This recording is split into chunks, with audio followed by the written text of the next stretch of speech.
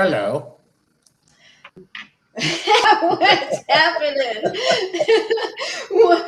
Wasn't expecting the accent, but there's a lot of French being thrown around in these boxes. Yeah, I have my TFT England shirt on today.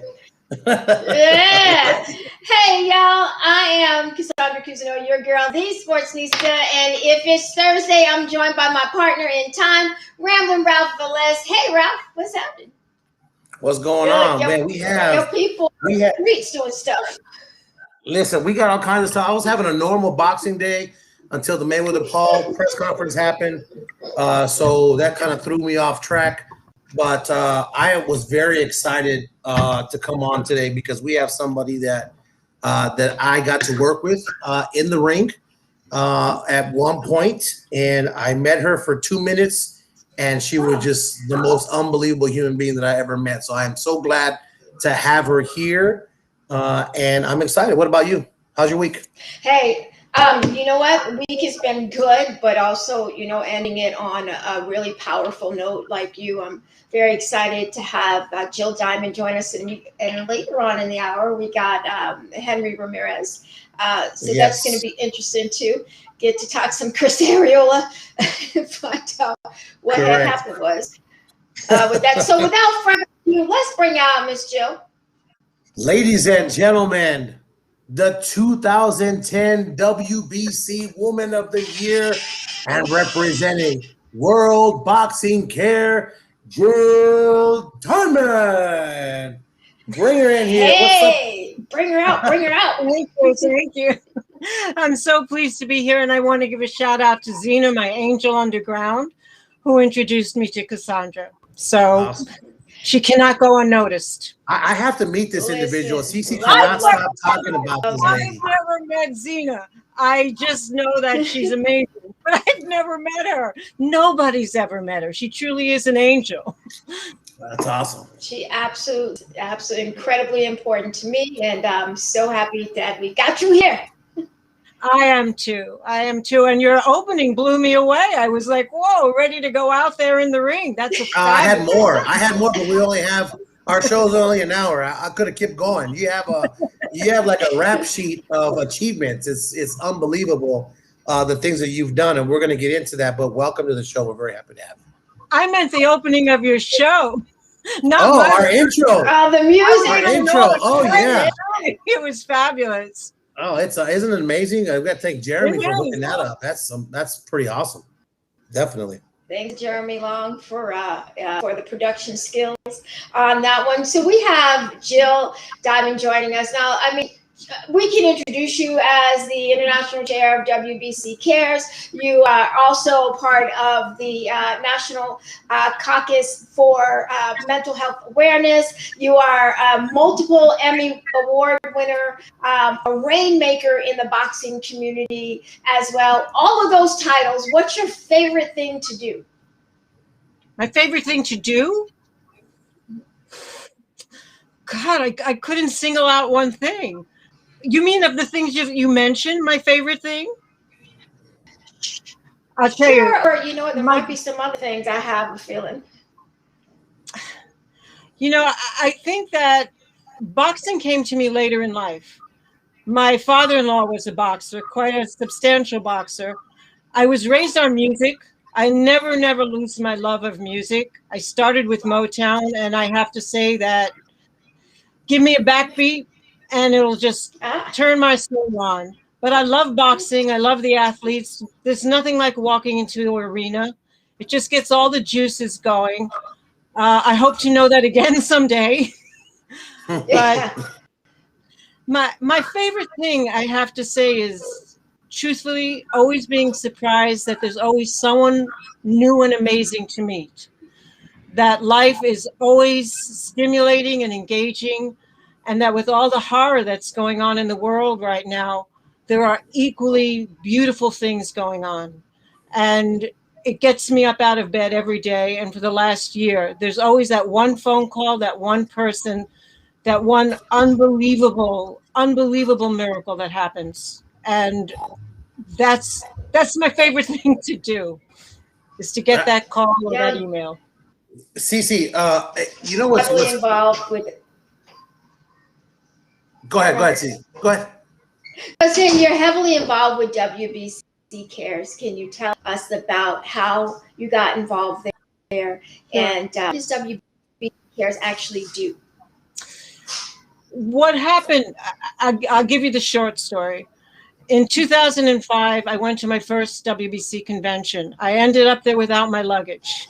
So here I was in a room with 3,000 people and no clothing at all except for what I had worn on the plane. I'd been invited there because I had started boxing and met a lot of women who were unrepresented. So I was going there to plead their cause. Where are the women? That's what got me into boxing. So by the end of the day, in this very strange place, and I had recently lost my husband. So I was in this very strange place with all of these people that I'd never met in a different country. And by the end of the day, I had a full wardrobe of clothing.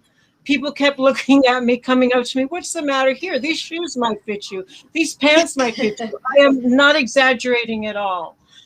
And then the next day, I walked into the auditorium where all these people were, and I'd never seen such a diverse group of people in my life.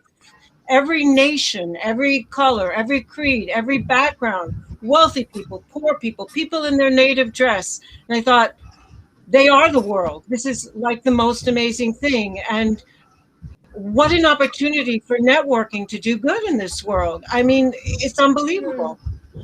So Mauricio and Jose were always involved in charitable things. So I proposed them the idea of WBC Cares, and they went for it. So that's how it started. It was a very natural outgrowth of who we are, because athletes, particular boxers, have always been generous of heart. All we've done is given them a platform, because that's what people are missing. People want to basically do good, but they don't have the platform. So the World Boxing Council, which is in 170 nations, has that platform.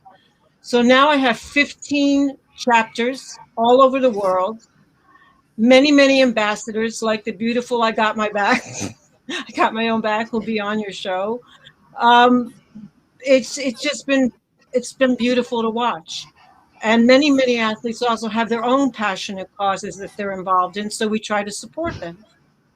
So it was a grassroots that kind of grew and just built and felt natural. And the Boxing Council now has many other different kinds of charitable works that they do too, and they're always supportive. It's a blessing. It's truly a blessing. Jill, I want to talk to you about how all the things that you've done has brought you here to be able to utilize everything. I mean, you start on Broadway. I mean, I had to write this stuff down because I could not believe the facets of the world that you've actually have experienced and accomplished. I mean, people try their whole lives to get on Broadway and they just cannot. You've done that. People grow up wanting to be a part of Motown. It's embraced in not only our culture growing up, but in generations past, right? Motown is, you say Motown, everybody knows what Motown Records is. You've been a part of that. You were involved in television. You were doing music and sound effects for companies and departments, Procter & Gamble, the ESPN Disney stuff. It's just amazing how you take all these different things, and some people can't even master one of them, let alone you've done 3 separate entities that had to do with entertainment. And I see you guys kind of gelling to bring this. I myself talk to Cece all the time. When I got into this business as a fan, and then on the backside of it, I saw that there's severe things lacking for these athletes. The insurance thing for me was a major league issue for me. And I tried to myself partner with somebody and get a big, broad insurance policy for all these guys. And it is so difficult. Can you tell us what these fighters are going through as far as being able to trust? I mean, their whole life, they're growing up, having to work 2 or 3 jobs, having to support maybe children that they have. And it almost becomes impossible to have a separate life other than boxing. What is the common denominator here? What can we, as a whole collective group, help with? Because it seems like every time somebody steps up and says, okay, I want to get insurance for these guys, or I want to, do a product for these guys, it always seems to fall by the wayside. I mean, what do you think is a common denominator here, and what can we do? collectively? That is quite a question. You know, it's not just boxers, it's people in all freelance professions. You're dealing with a global group. You're dealing with many, many stratas of who controls. It's like the WBC. We don't own our boxers. But I tried to do the same thing that you did. I actually went to the Screen Actors Guild, which also deals with freelancers, and tried to build something that patterns after that. Unless you can get the promoters on board, the managers on board, it's very, very difficult to do. Now, what the WBC did is they did start the Jose Suleiman Fund, which is run by the group in Las Vegas, which is a fund for needy boxers. And any boxer, not just people who are WBC boxers, can apply for a scholarship. And they give away, in the last 2 years, they've raised $1 million that has gone directly to boxers to pay medical bills, to pay, you know, houses from being foreclosed. But it's not enough. Of course, it's not enough. I wish I could solve that problem. I can't solve that problem. It's like the tail flapping the dragon. The one thing that we're working on now, though, is a boxers engagement fund. We brought in someone named Corey Haynes, and what he's building together, we're building a whole thing on transitioning, starting from amateurs to people in the ring and retiring from the ring. Things that will teach them how to use their skills later in life, money management, how to talk to the public. I mean, it's going to be a huge workshop that I'm hoping will become popular, because the best thing we can do is forget about boxing, is educate people in general on how to plan their life, and knowing as a boxer, you have a shelf life. There's going to be that you won't be in the ring. I'm sorry, Cassandra. No, I think that's a phenomenal thing to do. I know that other leagues do it. The NBA, for instance, is probably doing the best job at bringing in rookies and actually explaining to them things like financial literacy, for instance. I know that Ralph actually spends a lot of his time trying to educate boxers on real estate. So knock, knock on Ralph's door to come in there and actually talk about getting involved in investing, because when they get that first bag, the first thing we see is a car, you know, jewelry, a trip, and not necessarily an investment in something long term. Absolutely right. And it doesn't matter if you're a boxer or a dancer or an actor, you get that first big check and you think that every check is going to be like that. So Ralph, we're going to call on you because we have this broken down into seminars and workshops and on ongoing mentor programs. It's the best that we can do at this time. But awesome. We have two fighters right now that I want to give a shout out to that are doing. Ralph froze for a second. Let's see if we can get him back. There you are. It's all his passion. It just froze the screen. Oh yeah, it's Jill. You know what's so crazy about that? I've got two fighters right now that I've been bragging to everybody about. Thomas Delorme, who just fought. This kid, as soon as he got his check, okay, Ralph, I'm ready to buy my house now. I'm ready to do Airbnbs. I'm ready to invest. He's probably the only one that understands, hey, I only have like 5 more fights max that I'm done. Another kid, David Benavidez, who a lot of people think he's just a buck wild kid. No, this kid owns 4 houses now because he gets it. He understands, hey, I need to invest my money, not in a Bugatti, in real estate, in duplexes, so I don't have to fight until I'm 40. Jill, I have another thing too that we're going to talk about offline that I really want to help you guys with. I'm just excited for you guys. I am so thrilled that you are actually taking initiative because, Jill, I know how hard it is to speak to these guys. I know that they're being pulled every which way. Managers, friends, my cousins, hey, give me $500,000. Let's invest in this product. And then it never comes to fruition. I get it. And I'm really just want to applaud. Like the I got my own back guy. That kid was living in a van. And he's an inspiration to me. I just told him yesterday, I messaged him. I said, you know what? You know, you're over here doing a photo shoot and you're putting clothes on Canelo's back, like literally on his back. And you were in a van a few years ago. Like, think how awesome that is, right, Jill? That's amazing. I'm bringing him with me to Biloxi next week to speak to 500 amateurs.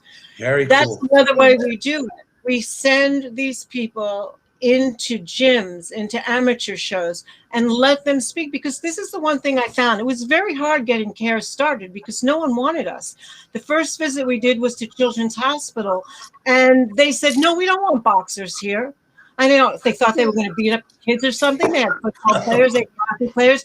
Anyway, we went into Children's Hospital with Gennaro Hernandez, God bless him, Awesome. and Eric Morales. And they said the best visit. But the point is that we bring the one thing you find about boxers when they speak to children, whether it's in a hospital or at a gym or we go into schools, they are authentic. The kids will look at some ritzy $1 million football player and go, oh, that's so cool. But when the boxers speak, they listen, because these are guys who live down the block, who made something of their lives that they identify with, and they tell them the truth. There's nothing more effective than bringing these guys into these places and have them speak the truth to kids. And every fight has a story to tell. They tell it. And they tell it honestly, and the kids get it. They get that they're being honest, so it has effect, and it's amazing to be around. It's breathtaking to be around, really. Now, you spent part of your day actually doing some heavy lifting, as I mentioned at the top of the show. So we're speaking with Jill Diamond, who's got a whole bunch of titles. You may know her as the International Chair for WBC Cares, but Jill, you're also heavily involved in mental health awareness and working actually with Congress, not just bringing awareness, but bringing resources. Can you tell me what it was like and actually why that's important to you? Because I know that I said every boxer has a story. You have a story too, and the reason why you're involved. I do, and I have to say that I was introduced to these people by Mia St. John, who, of course, also has a story, but she was my liaison, and I'll always thank her for that. I grew up in a very violent home. I mean, I grew up with I'm being a little bit older than you guys, at a time when mental illness or brain wellness, whatever people want to call it now, was misdiagnosed. There was no real help for families. There was no help for people. There was no medication. There was nothing that we have today. Not that we have enough, but we really had nothing back then. My brother was violent. My parents also happened to have been blind. So it was a very difficult circumstance. He lived a tortured life and died in an institution. I grew up basically visiting him, and walked out of that house, like many people who grow up from those circumstances, with many issues of my own, most obviously anxiety. Because when you grow up in an unstable house, and it doesn't matter if it's physically abusive or emotionally abusive, you never know when the next shoe is going to fall. So you're always walking around a little bit like that. And then you make choices in your life. And this I strongly believe in. I mean, you either run towards the fire or you run away from it. And the choice in my life was to take responsibility, to feel the feelings, but not lay them on other people. It took a lot of work to get to that point, that you don't come home and kick the dog. It's a very difficult transition to sometimes to go through. But of course, it got me involved with, I became a therapist and I became a hypnotherapist. And I just was so curious about how these things happen and how they affect people.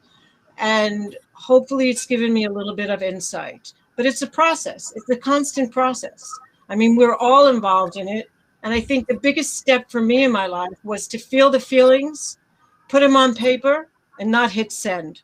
That was the big epiphany for me. You can think anything. That's grown-up stuff there. That is grown-up stuff. I need to learn how to do that. I hit send and then I regret it afterwards. You know what it is? I'll tell you what I found it is. You got to learn how to live with discomfort. Everyone thinks of drama. Everyone has a dramatic story. Everybody has lived through drama. But to me, the path to growth is simply living with discomfort. It's like giving up smoking every day of your life. You have those feelings, you don't indulge them. The next day you have them, they're a little bit less, you don't indulge them, and you diminish. They diminish, till the bad habit disappears, the good habit takes its place. The good addiction replaces the bad addiction, but you have to be able to live with the discomfort of doing what's comfortable, because even if you come from a horrible background, it's home to you. And that's your comfort food. You have to move away from that comfortable zone. It's hard. Let me ask you. Are you and the organizations you work with seeing more incidents of anxiety and isolation, depression as a result of the pandemic? And are there more resources available, especially for boxers who were more isolated than anybody, because you didn't even have training partners for a certain part of it? Generally across the board, the spike in suicide and addiction, domestic violence, child abuse spiked. I mean, you have to remember that we didn't work out our issues when everybody was locked down together. So, yes, and among athletes, very, very serious. Remember, to me, I always say that an athlete's life, 1 year is like a dog's life, because you have, just a limited time, a limited amount of time to be as good as you are at your best. It's a horrifying thing. So yeah, the suicide rate, the depression rate has gotten so bad that even the Athletic Commission in California put out a tape on suicide using athletes and put out some 800 numbers. There's definitely been a spike. There's going to be a lot of post-stress after this goes down. As far as, I will give you some numbers that people can call. I think the most important thing is to stay connected. And what the WBC has tried to do during this time with WBC Talks, we put on shows every single day, both in English and in Spanish, for about 3 or 4 months, just to keep the community connected. Just so people would have a focus. They'd know at 1 o'clock there'd be some boxing show, not fighting, but talk shows about the different things going on in boxing, things going on in the community, that we have to stay connected to each other. I mean, to me, the important things in life is purpose, community, and structure. We need to stay connected to each other. Even if it's one person, you have to reach out to that one person. But yes, there are numbers to call for extreme cases, but call someone, call anyone. Just let them know that there's a voice on the phone, that you're there for them. Anyone, your grocer, your aunt, the kid down the street. It helps. It really helps so much, because we all want to be listened to. Everyone feels ignored now, ignored, and their feelings are disavowed. You have to do it. You just have to reach out. Jill, do you think that unionizing the sport of boxing somehow would eliminate a lot of the problems that we're having? We're starting to get some record site fees here, and $150 million so-called site fee for a Fury Joshua fight in another country does nothing to help a boxer who's 8-0 starving in Phoenix, Arizona. Do you think we can attach the two and maybe be able to help other people, other fighters who are starving, who have 2 kids, are 4-0 and know nothing but boxing because he's been fighting since the amateurs at 5 years old? Do you think unionizing boxing would help solve these problems? It's been attempted. And of course, again, it's not just boxing. I found the worst are the tennis stars, who are like singular athletes, taking it around since they're kids. And then at 20, 21, they're not going to be stars. They're just dropped, and they have zero social skills. That's right. But unionizing is difficult, only because, again, it's a global sport. There's so many cultures. There's so many elements. It's possible. Getting money from each fight, we've tried it. I love the idea that a dollar from a fight, a dollar a ticket. Why can't that happen? But again, Absolutely. You're going to get people who are not necessarily have the same agenda. I mean, again, promoters have expenses that we don't see too. I don't want to lay it on them. Right. But I think we could start. One way to start would by making like the commissions around the world, even the commissions in the United States, unified. There are rules everywhere you go. The rules are different. Everything is different. It's different. There's no unification. I don't think there's anything wrong with even having a United States regulatory, each place having a regulatory, having a UN of boxing. We have to start, to me, by unifying what the rules are.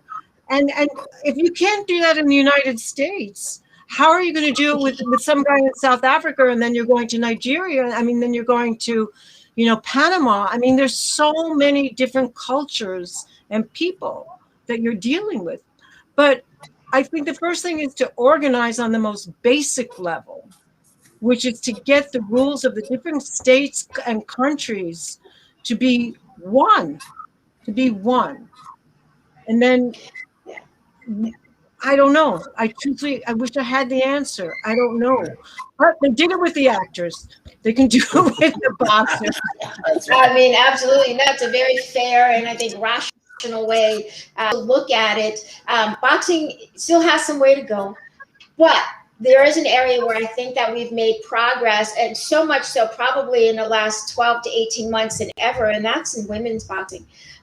We've had some of the most exciting women's fights probably in the history of the sport, and we have women in multiple weight classes who are carrying the marketing message. Of course, Clarissa Shields, Amanda Serrano, Katie Taylor, Ebony is doing her thing as well. What do you think about the state of women's boxing, and what's kind of the next thing that we tackle? I think that we have seen some of the best women fights. It's thrilling. Not only that we're seeing the fights, is that when I started, women's boxing wasn't really sanctioned by the big belts. And the first one, I think, was 2000, somewhere around 2006, or no, a little later than that a woman actually was on pay-per-view. Now, I mean, there was a time way, way, way back when there were women on TV, but then they wiped the board and they had to start all over again. So now we have women headlining. It's not just that we're seeing great fights; they are the draw. They are, and that's amazing. The problem, to me, with women boxing, as the women get more and more skilled, the trainers get more involved with them. More of them are headlining, but there's very little middle class. Mm-hmm. So you're going to see a card that has 8 fights and one woman headlining the fight. Where are the 2 or 3 other fights? And part of that is the pandemic, because there's a limitation, and the men have the same problem. There's a limitation as to how many people are going to fight. But we have to see the women's fights, not just the headliners, but to integrate that middle class of boxing onto those cards too.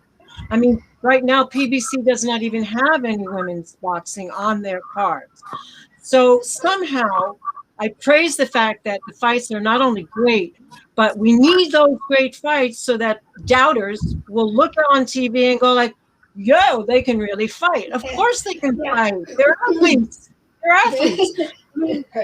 Really, I did Layla Ali's last fight, and they never showed it on TV. They showed a replay and then a montage, and I will not mention his name, but the head of, I think it was Showtime at the time, came up to me and said, we don't want to see a bunch of women slapping each other around. Now, we have certainly come a long way since that point, but where are the other fights on the cards that are women's fights? Do we need exclusively women's cards, or can we see, a card that has 2 or 3 women's fights on it, in addition to a headlining fight? Those are the women we have to fight for. We have to bring up the women who are not yet stars and give them an opportunity. I asked this of all our guests, and it's not an uncomfortable question, Jill, because I like you a lot, but I'm going to ask you anyway. You've lived like 7 lifetimes. I mean, you've done so many cool things in your life. I'm pretty sure the book is coming. If not, it's probably already done. It would be an awesome read. But 2-part question. Is there anything that you have done up until this point that you wish you could go back and either do again or kind of play it out a different way? And the second part of that is, since you've been involved in your lifetime, what is the most amazing thing that you've done that you wish you could just freeze the time machine and say, you know what, I'm going to stay here for a few hours or a few days or a few months. Can you enlighten? Because you've done so many things. I mean, like I said, I was looking it up and I was like, oh my God, like this, I was in such great presence with this person.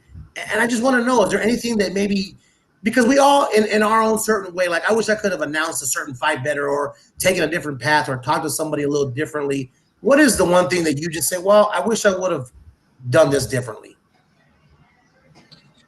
Well, on a practical level, and this is my advice to the things we were talking about before, when I was in music, I was given 2 contracts, and I said, I don't need a contract. I really love what I'm doing. It's just enough that I get paid for this. We'd all be retiring today.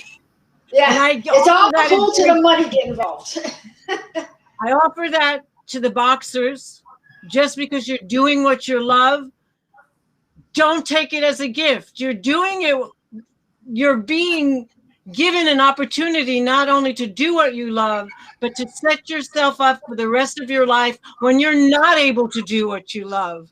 So that was my biggest mistake, was saying, you don't have to pay me. I really enjoy doing this. Amen. That's Amen to that. Think. I'm a musician. That's how we think. Amen to that.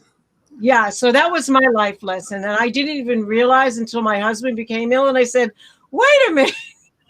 Where's that other contract? Yeah. So and the most amazing thing that you wish you could just stop time and say, okay, I don't ever want to leave this place. What is that? Well, there's the personal obvious, which is for all of us who've lost people, to go back to that moment and say those words, you know. But on another level, I've had so many of those moments, and I think, and I can combine the 2 experiences, because you probably won't believe this, but I'm a very shy person. I was so shy that in school, they wouldn't even give me a note to bring to another classroom. I would like hide behind the door. Really? So at that Layla Ali fight, when I was given it to supervise that fight, I had to step in the ring in front of 25,000 people to hand her that belt. So the 2 experiences combined was getting up in front of 25,000 people and handing her that belt, and then wanting to call my husband who had passed. So it's those 2 experiences coming together at that moment that for me is one of the most emotional experiences of my life. Well, I'll tell you, he's probably with you now, because you are killing it right now. What you guys are doing, as a matter of fact, so much so that I talked to Cece after you guys did this Hope event with Fury. I said, Cece, we got to get involved in this, man. There's no way that we don't want to just cover this stuff. I mean, we legitimately, we have to get involved in this. This is something that we don't want to cover and just have you on. I mean, we want to be involved somehow, some way, and we'll talk about that on another note. But we just cannot believe what you guys are doing. Big shouts out to you guys, and I'll let Cece with the final note before we let you go and enjoy your night. But you know, when I met you in the ring as a supervisor a few years back, I told Cece, I'm glad she was bringing you on, because in those 15 or 20 minutes I had with you at the weigh-in and in the ring, you were so spectacular in your presentation, and you just were full of life. And I cannot see anybody else that would be able to manage so many things. You've been through so much that I know that sometimes it looks like a full plate for you, but I don't think there's any other person right now that would be able to handle this and do the job that you're doing. And all we want to do is enhance and take a little bit off your plate and help you. So we'll talk about that soon. But I want to tell you, thank you very much for all that you do. We are fans first, employees and gluttons of the sport second. And what you are doing, no one's ever done it before. No one has put that much effort before. And no one has taken the time to basically sacrifice your own time in life for others. And it's very, very, in this sport, it doesn't exist. And when it does exist, there's a certain agenda behind it. And your agenda is just to make sure that when you leave this place, the sport is in a better place. So for that, I thank you very much. Cece, I'll leave you with the last words, but thank you, Jill. Thank you. Simply just thank you. We appreciate it. Thank you. And it's very humbling. And there are many good people, but we will call on you because we have something working on now. You'll regret that because I'm going to call on you. That's okay. You can't. We're We have here. something big going now. There you go. Well, I want to know two things. One is, how can people support WBC Cares? Well, they can on Instagram, it's at WBC Cares, on Facebook at WBC Cares, or they can write me directly. Whoops, that's actually my son. So one moment. One moment. Coming right down. Life interferes. Or they can write me directly at worldboxingcares@gmail.com. And then the last question is, you talked about being in the ring with Layla Ali and that being such a grand moment. An important part of fight night is the fighter walkout. And you having a musical background, what would be your walkout song? Oh, good question. Good question. There's probably several. Ain't no mountain high enough.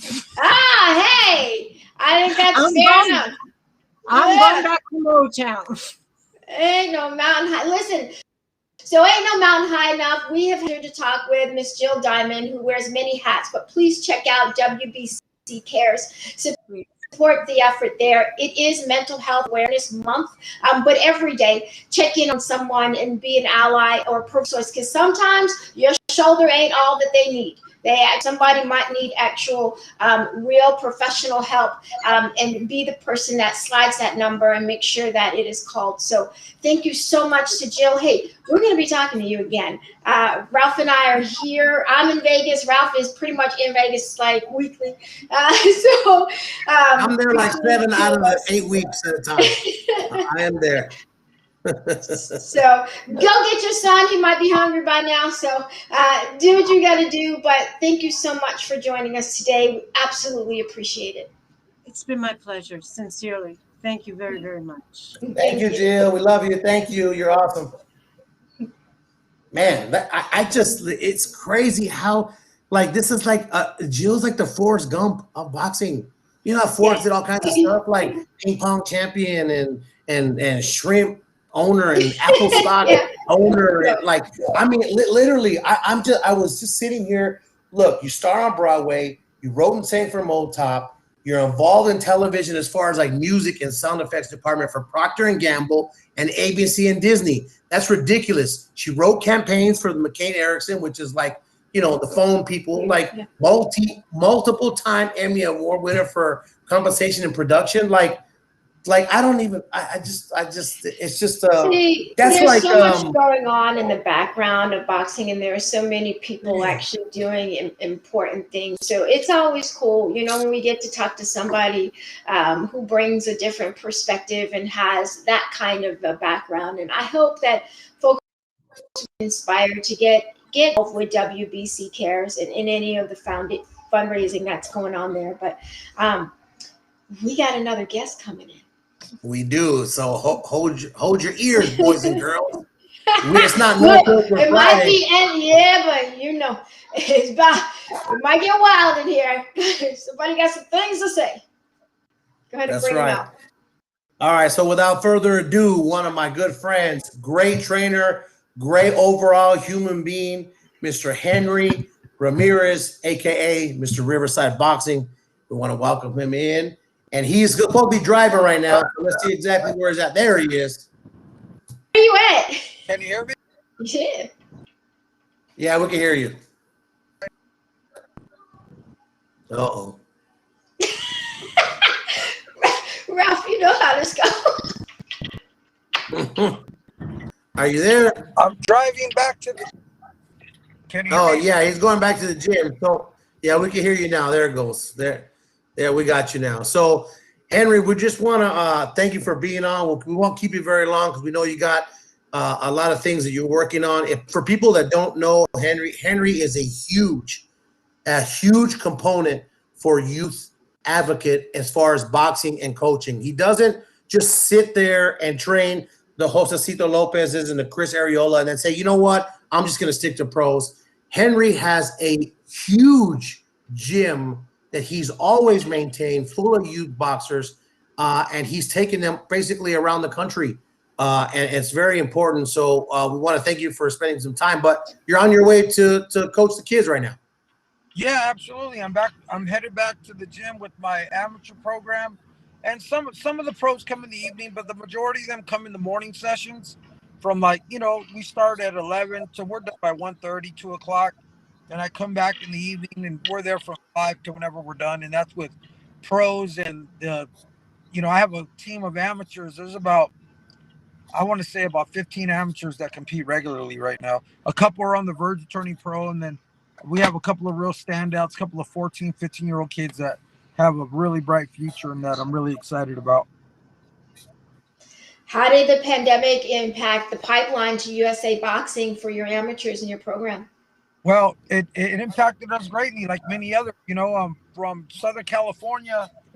Our last amateur event here locally was in March of 2020, and we have yet to resume as far as any competitions here in Southern California. We just competed in the USA National in Shreveport, Louisiana, and that had been rescheduled from December because of the pandemic. So that just came off in late March, and we took about half of our kids to compete there, and it was great just to get the kids competing again.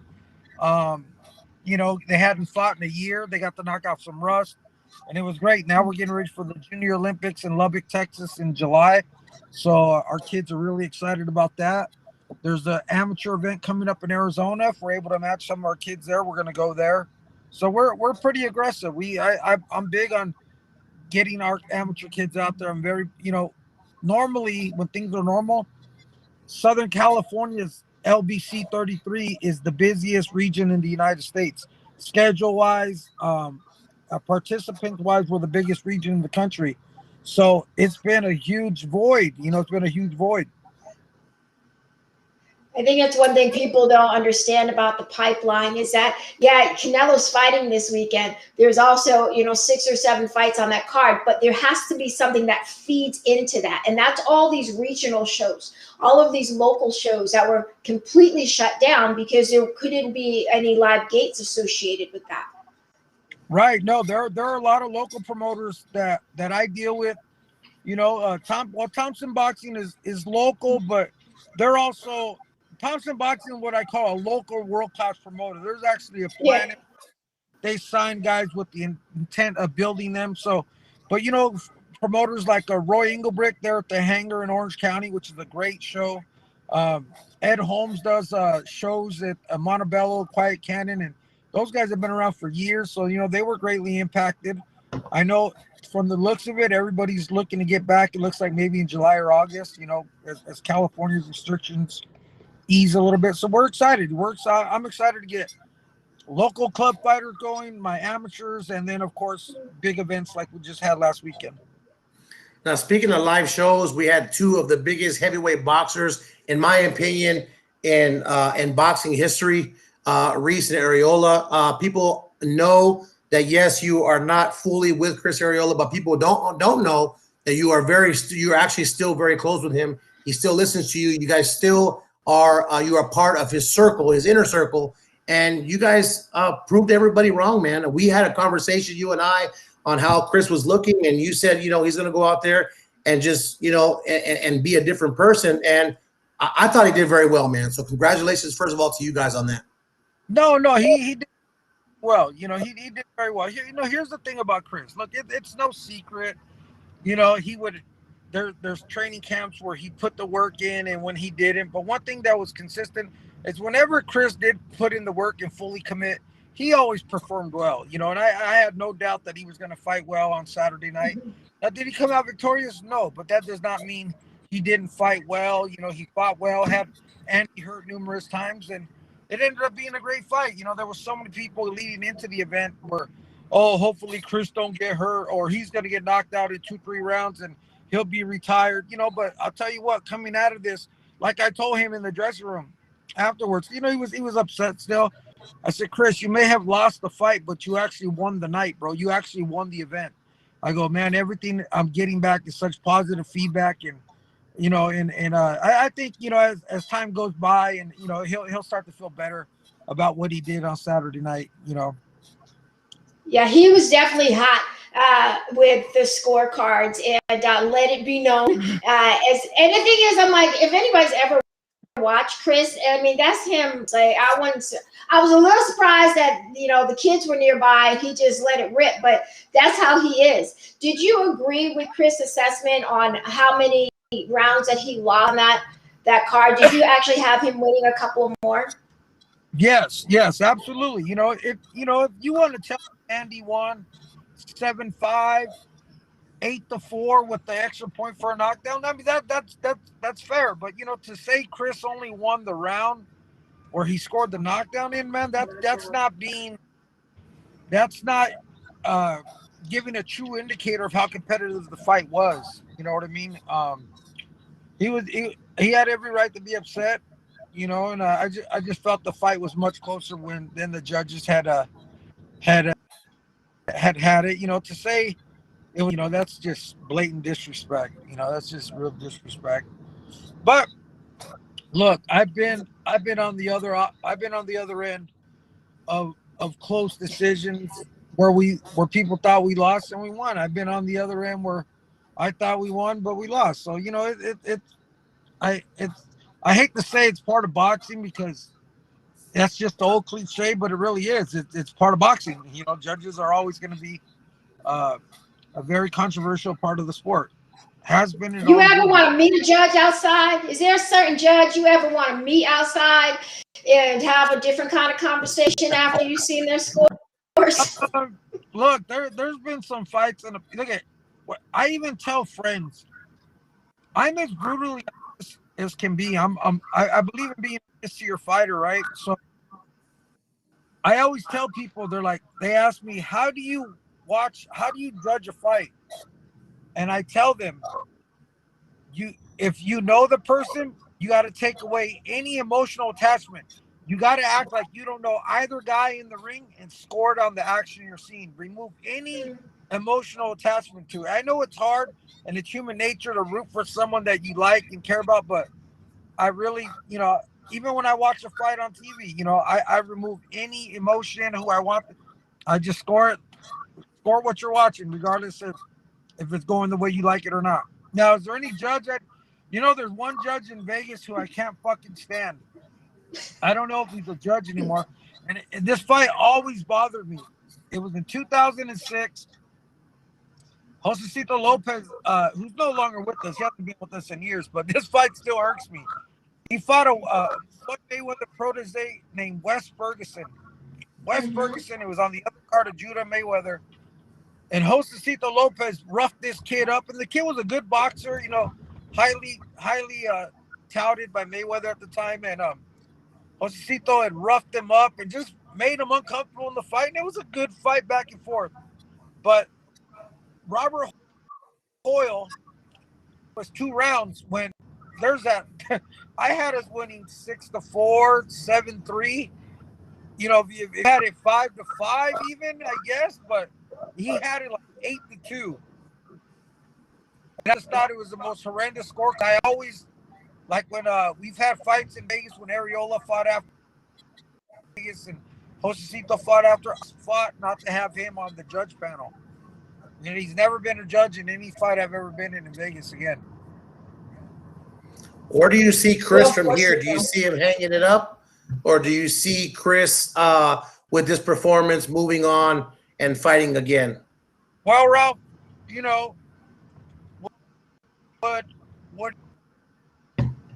the thing I said. Most fighters are never going to go out on their own, meaning on a performance like that, Chris is not going to go out. Unfortunately, what I always tell people is fighters have to be forced out.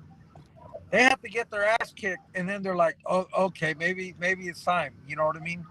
I think he's got a couple more left in him. If he can continue to fight the way he did on Saturday, then he's got a couple more left in him. But I think it's one of these things where you just take it a fight by fight basis. You know what I mean? Now, a lot of people they were pissed off because this fight was on pay-per-view, and I'm going to be honest with you.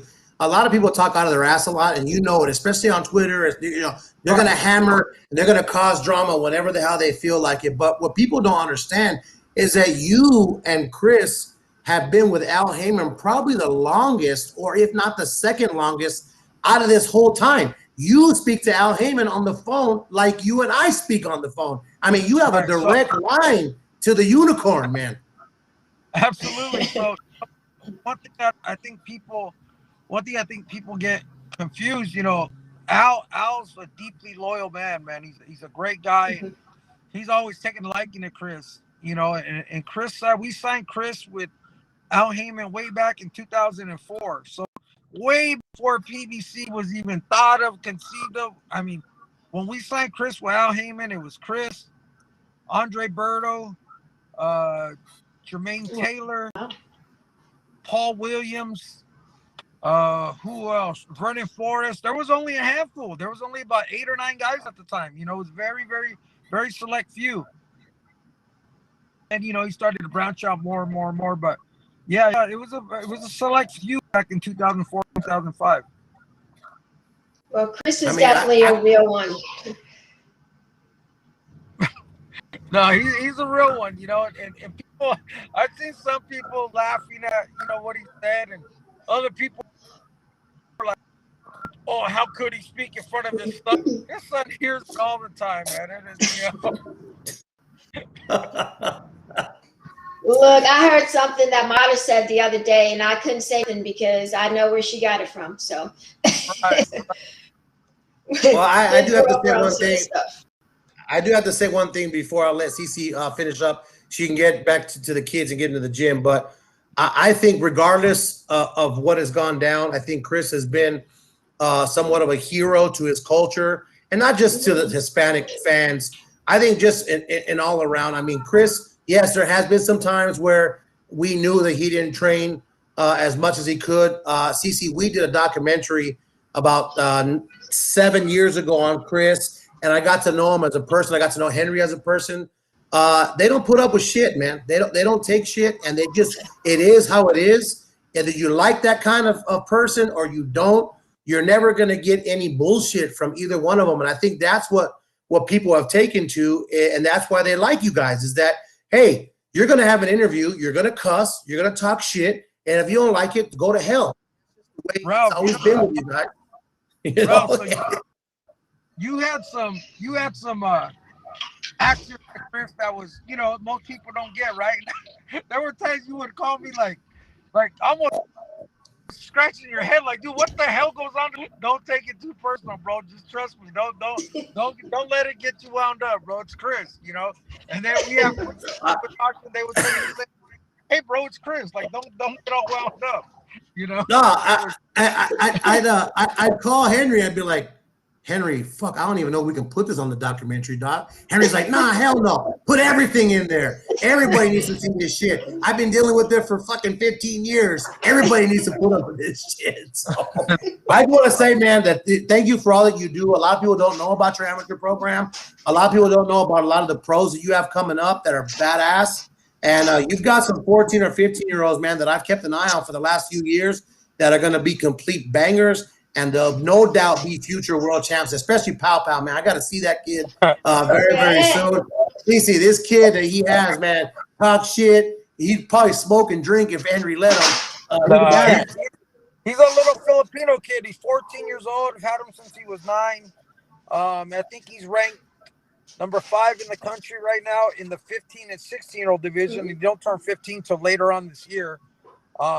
He's got a big personality, a really talented kid, man. He's got a real shot. Well, his nickname is Pow Pow, so shoot. Pow, he yeah. definitely got a shot. What is the hardest conversation you've had to have with a fighter?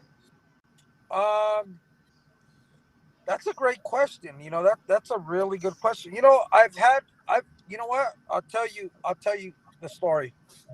And this is like a 6-round fighter, right? And this is a couple of years ago. You know, he actually had quit on the stool in a fight.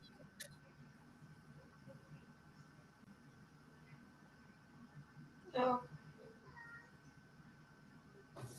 All right, we're gonna have to have you come back. Run that back. Run that back because we lost you for a second. Oh, no. Okay. I think you hit mute. Did you hit mute? Come out and come back in. All right. He's going to come back. There it is. You there? No. Come out and come back in. Go all the way out and then come back in. Maybe he hit mute. Well, it didn't look like he pressed anything. No. No, wait, can I take him out? Maybe. Jeremy, can you take him out? Take him out and then Henry, come back in after you take him out. We got to get this last story before we let him go. Listen, this documentary, I got it. It's fire. Like, it's fire. Where can we see it? And you know what? And I told the director, let's put it out anyways when he fought Bermain Stavern. And he had a good chance of winning the heavyweight championship. He didn't succeed, and the director kept it. But man, like, you really get to know Chris Arreola, and I had a lot of respect after I spent a week in his house.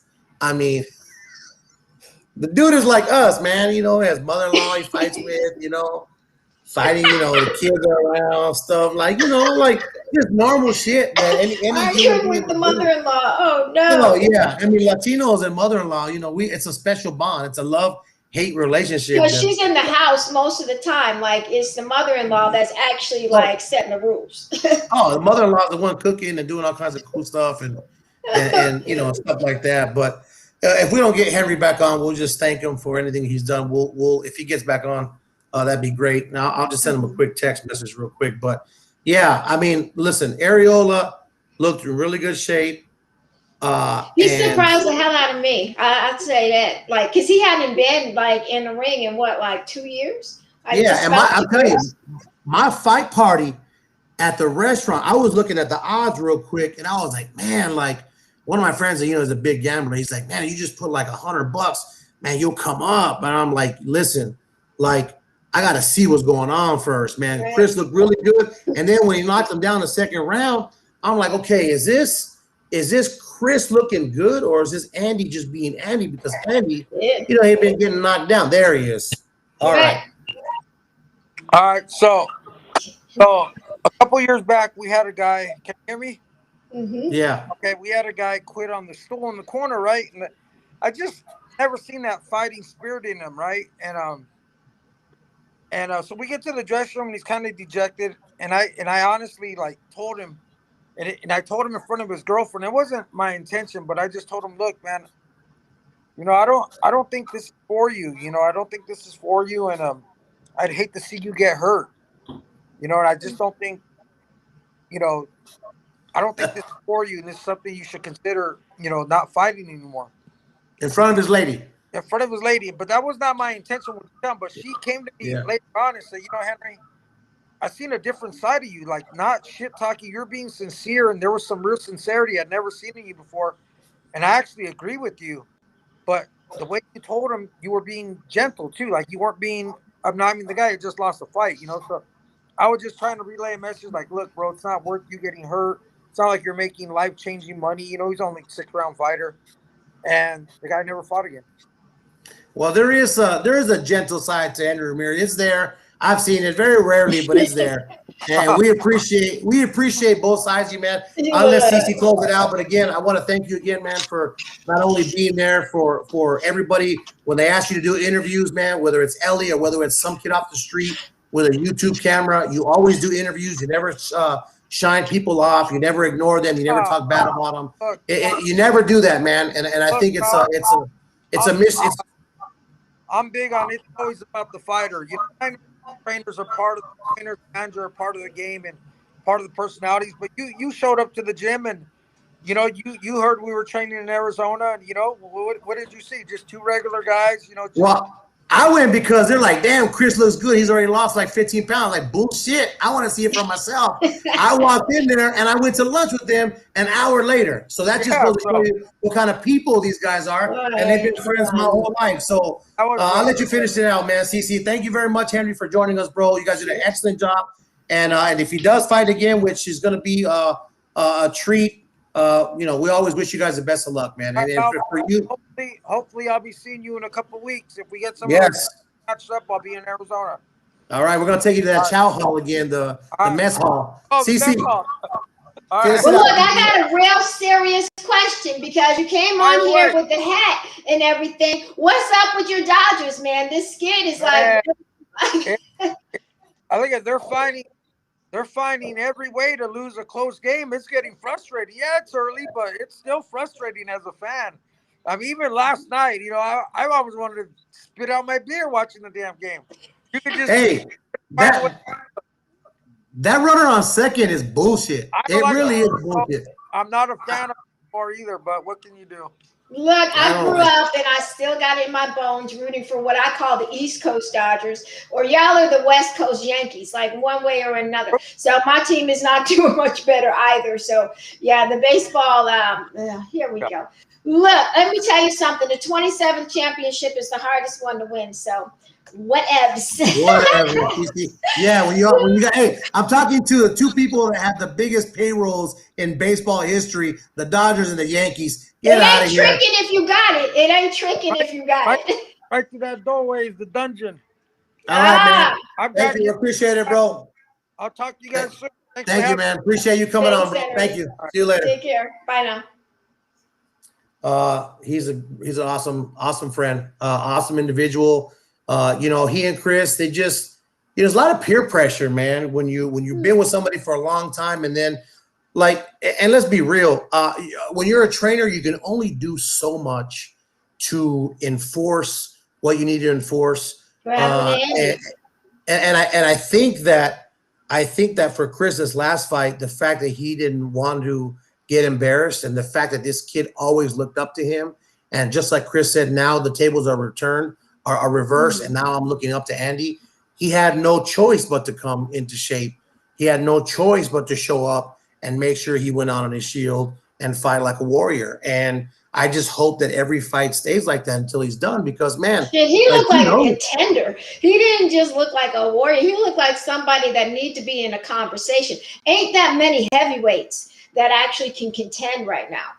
It's crazy because he used to come out and fight like those old sixth grade fights you see in the playland when they just like nonstop. He actually was hitting, backing up, defense. So, you know, maybe you know, Joe Goosen showed him a couple of things that maybe Henry showed him and went in one ear and out the other. They've been friends for such a long time.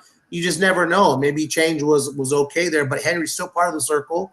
He was in the corner too. He was still there. Yeah, he was there. He's in the corner. I mean, he listens to Henry still, and they talk and they go over game plan. And you know, he just I just think that when you're a trainer like that and you go back and you still get back to the kids every single day, when you have plenty of pros, that you don't have to do that. Some trainers, they kind of shine off of being you know, around the kids after they made it, you know, and that's one guy that has not. And we're actually going to bring him out to a tournament on the 22nd. I'm going to be doing some play-by-play on his fighters, and Powell's coming. So I can't wait to see little Pacquiao. He's 15, this kid? Oh, that kid's awesome. He's awesome. Is he 15? Yeah, he's not 15 yet. He's 14 fighting with the 15. Yeah, he's fighting up. But real quick before we let you go, I mean, some shenanigans and fiasco happened in Miami.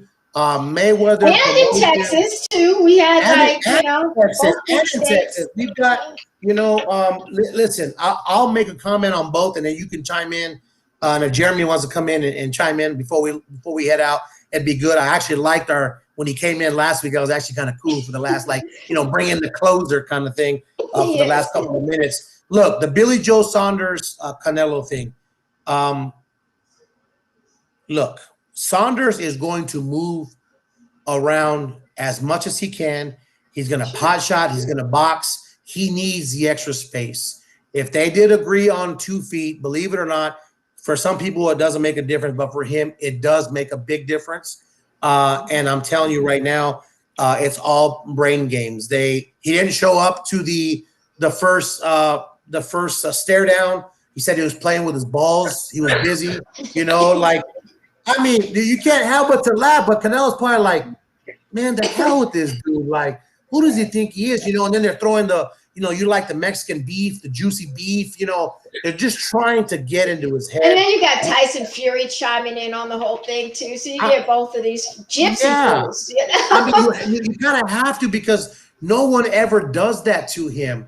Canelo has not been a saint. He's been busted multiple times for having foreign substances in his body, and yet no one has really made it a point to talk shit to him about it, like at this level. So I don't know if it's going to work because Canelo's a bad man. But you know, walking around in Versace robes at the hotel, and my friend just flew in. He's like, dude, there's no hotels by the stadium. I said, yeah, I told you should have stayed at the hotel that the fighters are staying in. I said, go in there, and I guarantee you you'll find a picture with Tyson Fury because the dude is a character. Everywhere. He literally got there 90 minutes ago, and the man just sent me a message that Tyson Fury was walking around the parking lot, giving everybody high fives, and this is the culmination of it. They're not in a bubble. Like literally 20 minutes ago. So it's a spectacle, man. It's a spectacle, and I think that's what boxing needs is shit talking and Versace suits, and you know, why not, man? Playing with your balls. Wait a second. They're not in a bubble. They don't have the fighters and entourage like the Texas is the only state well, right now. Texas is one thing, but I thought like the WBC, like you know, hey, smoke them if you got them, right? and then just before we got on the air, and Jeremy can speak on both of these when we're done. So Mayweather Promotions sets up this impromptu press conference. I thought Leonard Ellerbe was going to get up there, you know, and introduce both fighters, introduce Chad Ochocinco. Immediately, into a shit-talking fest with Logan Paul talking about Floyd and what he's done to his baby's mom and the fact that he can't read. I mean, he just tried every trick in the book, but it's already been done before, and Conor McGregor is the master of it. I mean, to get away with calling somebody boy and not having a melee breakout, I mean, that's pretty much getting to the extreme. So he told the brothers, hey, I'll fight both of you at the same night. So Jake went over to Floyd after he was done with his brother, said, hey, you want to fight both of us? Let's make it happen. Floyd's like, yes. Jake fucking takes Floyd's hat, starts running. All of a sudden, there's a bunch of melee. How stupid is that? I got your hat. Punches thrown, and it's a melee. So WWE, you can call it whatever. You can call it scripted, but Floyd, I've never heard him so mad before. And either one of those Pauls are going to get it. They both can get it. One can get it. It's going to be pretty live on June 6th. And poor Ocho Cinco didn't even get announced. Jeremy, you would know these terms. Is it a work or is it a shoot? A work. A shoot is when it really happens, when they go off script. A work is when it's a work. You've been worked, right? So that's when it's scripted.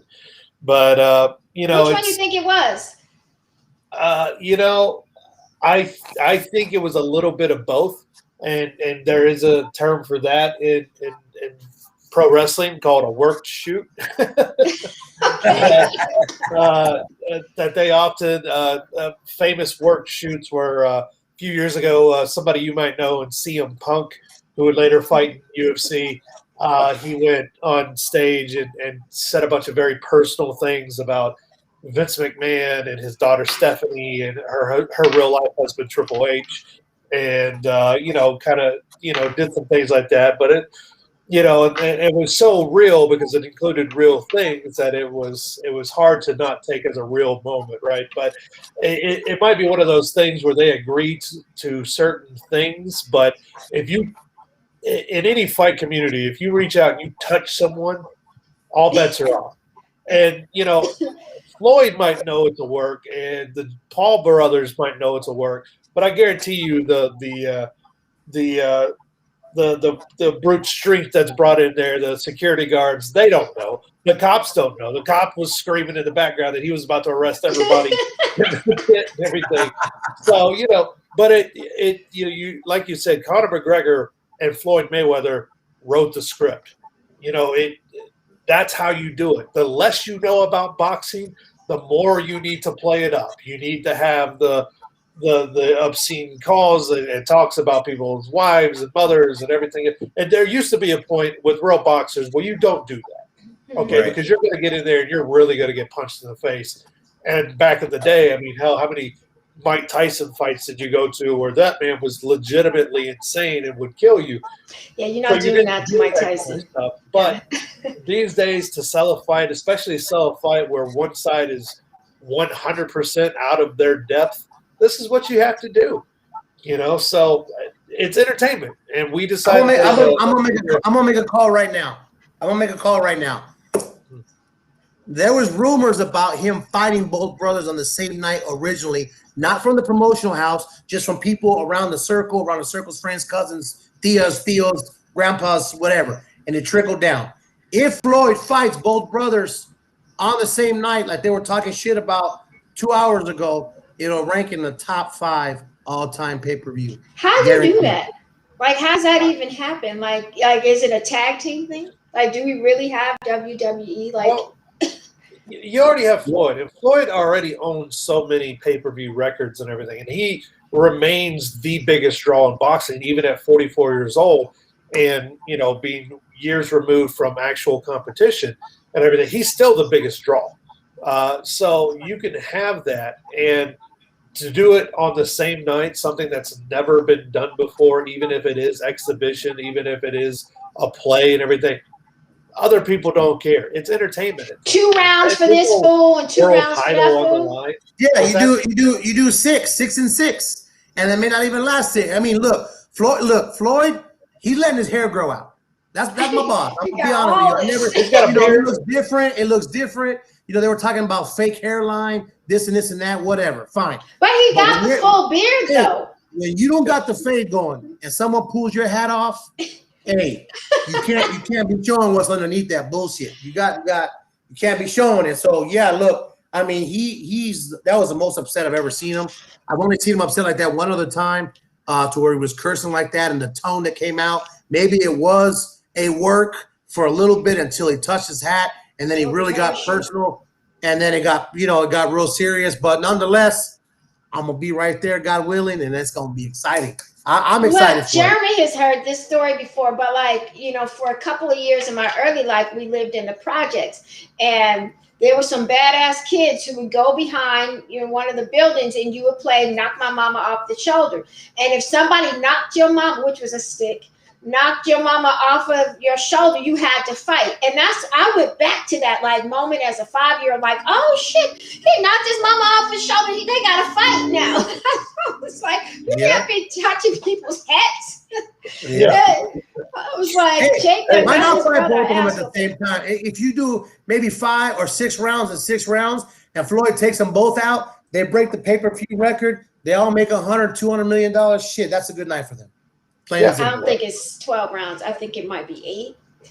Could be 4 and 4, maybe. It ain't gonna last that long. One of those boys gonna get hurt. I think it's gonna be probably Logan, because Logan is really the one that. I mean, Jake's getting better, to be honest with you. Jake's looking all right. It's Logan the one that I worry about, because that fool. Yeah. I mean, but he is bigger though. But it don't matter. It don't mean anything. Who's the biggest person Floyd has fought? Who's the tallest? Do we even know? Like the tallest? I mean, it could be this kid. I mean, because when they're crafting a career, you're not going to match him with somebody that tall. And plus, the welterweights don't tend to be that big, but he might be definitely the heaviest, because they ain't really no the contract. He can't weigh more than 160, and Logan can't weigh more than 190. So they want that 30-pound difference for sure. I don't know where Jake's at right now. Looks like he's been kind of easing off the training a little bit. Looked a little. I had to Google this. I had to Google it, but they're saying the tallest, as far as just tall, would be probably either Oscar De La Hoya or Diego Corrales, who were both about. Oh, that's right. 5'10". Yeah. Diego Corrales. And he fought some awkward people, Manuel Gus, all these weird guys that he fought. I mean, look, I don't think it's going to be any more competition. I just think that they're going to add a twist to it maybe. And if he wants to fight both on the same night, he can do it. And I think if they do that, they break records. Period. We'll see. No, people want to see Ocho Cinco. Don't you know? Don't you know? Ocho, look, he lost 50 racks on that Kamaru Usman Jorge Masvidal fight. So he's going to have to put some money back in the bank. I take it back. I clicked on the wrong thing. And so his actual tallest opponent was Tony Pep, who was 6'1". He beat him in his 17th fight. Tony Pep. Yeah. He got a unanimous decision over him, and Tony Pep Nice. is 6'1". So I don't think the height's going to bother him, man. I think the emotion is, and and the crazy thing about fighters, and I've heard it from a lot of MMA guys, is that when you have a fighter who is not as well trained, it can actually make for a harder fight. Yeah, it's going to be harder. They're going to be wild swinging, and you're trained for a guy who feints this way and comes in with the jab or something like that. And if you got a guy who's just in there swinging, one punch can change anything. And if they're coming from whatever direction, it can, but this is Floyd Mayweather. I mean, that ain't going to happen. But there's always that. We always, leading up to the Conor McGregor fight, we were like, hey, what if he forgets himself and just kicks the guy inside the head? So, oh, wait, what's the over under 10 rounds? Okay, I'll go ahead and end it in 10. Yeah. So, right.